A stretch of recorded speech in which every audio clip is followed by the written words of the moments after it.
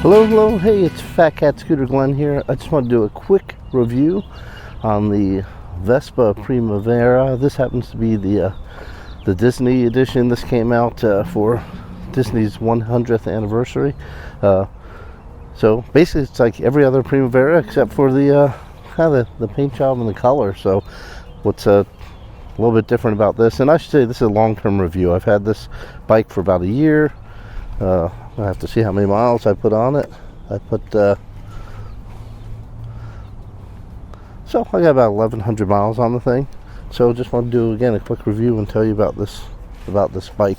Again, the color scheme is different from all the others. Yellow, black, red. Oh, they have some cool graphics on it all over the place with Mickey Mouse, Mickey's signature, and let's see what else they did. Well, they gave the black rear view mirrors to make it look like mouse ears. Of course, the yellow fender. Some more of the Mickey design here. There's one little hidden Mickey under the seat over here. Other than that, it is just the Primavera. And, I don't see a lot of reviews actually for the modern Primavera. It's a fantastic bike. So I'm a bigger guy. It tops out at, I'd say, 63 miles an hour. So there's a lot of 45-mile-an-hour roads, side roads around here, so it's great for getting around. It doesn't have the fastest pickup, but for local streets, it's fine. What happens is, because of the CVTs, it just keeps picking up speed.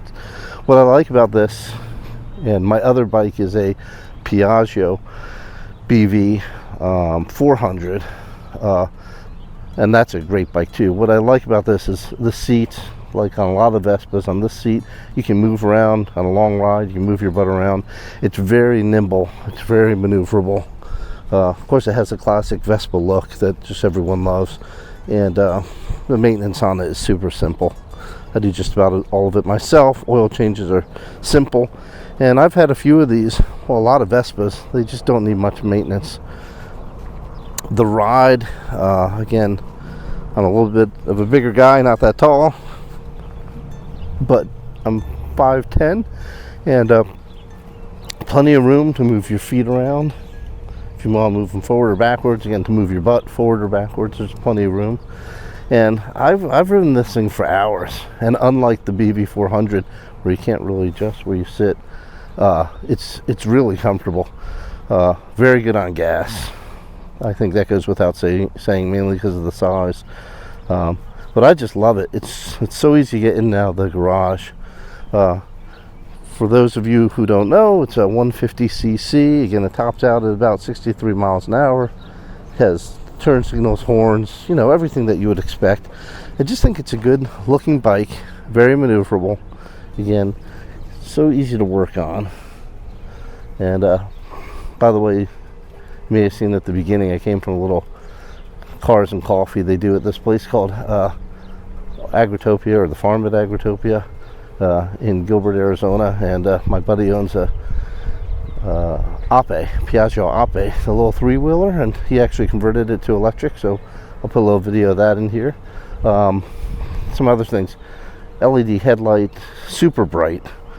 They use, I believe, Pirelli tires on most of their bikes, and they're just world class, just fantastic.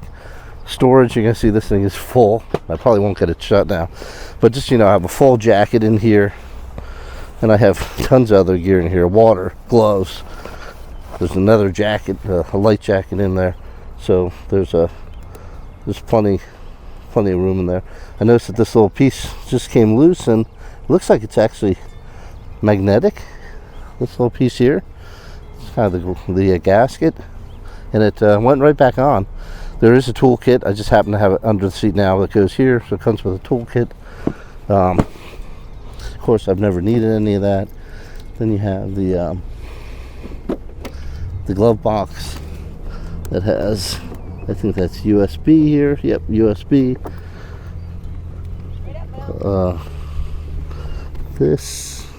That's an unlock for the seat if you need it. Another way to unlock the seat.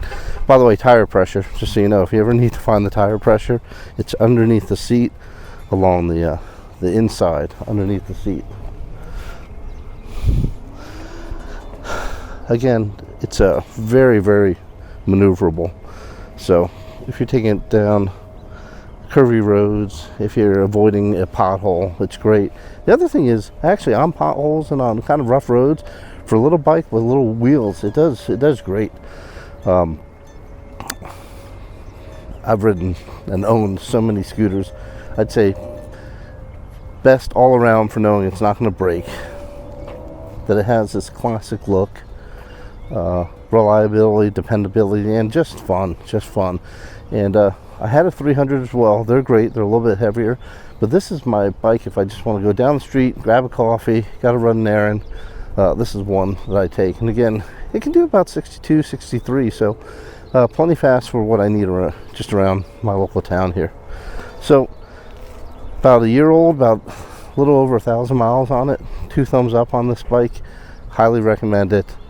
Bulletproof. It's not going to break down on you, and always get compliments on it. From my garage now, actually I had a couple last thoughts as I was driving home that I wanted to add, which are the brakes are very good. I want to say, is it rear drum? I'm pretty sure. Sorry, it's dark in my garage. So rear drum, front disc. The brakes are very good. That said, they are rear drums.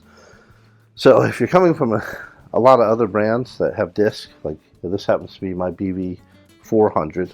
When I first got on this bike and started braking, I was like, well, I gotta mush these a lot harder to get them to work. So be aware, but they work fine because it's a very, very light bike. So I wanted to mention that. Very good brakes. Again, I mentioned the handling.